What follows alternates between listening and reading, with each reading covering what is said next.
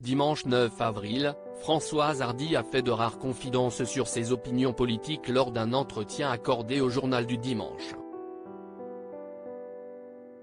Au cours de cette interview, la chanteuse a notamment confié soutenir la réforme des retraites. Ces tubes qui ont traversé les décennies et sa discrétion ont fait d'elle l'une des chanteuses les plus populaires de la chanson française. À 79 ans, Françoise Hardy a mis de côté sa carrière pour se remettre d'un cancer du système lymphatique puis du pharynx. En juillet dernier, l'interprète de Comment te dire adieu faisait part de sa souffrance quotidienne devenue insupportable. « Ma vie est devenue si difficile que j'aimerais parfois partir pendant mon sommeil », expliquait-elle sur RTL.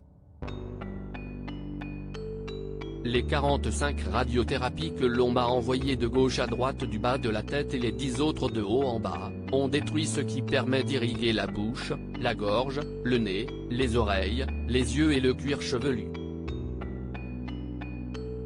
Je vous laisse imaginer les problèmes incurables que cela pose, avait ajouté la mère de Thomas Dutronc. Françoise Hardy défend la réforme très contestée des retraites à contre-courant des prises de parole des personnalités publiques ces dernières semaines. Françoise Hardy s'est positionnée en faveur de la réforme des retraites. Dimanche 9 avril, lors d'un entretien accordé au JDD, la chanteuse a expliqué son choix, invoquant notamment des raisons impératives d'effectuer une réforme des retraites. Tous les pays européens ont mis l'âge de la retraite à 65, 66 ou 67 ans, sauf le nôtre dont la dépense publique est la plus élevée d'Europe, qui a une dette publique de 3 000 milliards d'euros avec un taux d'intérêt de 3%, lequel risque d'augmenter encore, ainsi qu'un déficit budgétaire de longue date autour de 164 milliards d'euros, à cause, entre autres, du coût du travail trop élevé pour que les productions françaises soient compétitives, a expliqué Françoise Hardy, avant de dénoncer l'attitude de Marine Le Pen et Jean-Luc Mélenchon.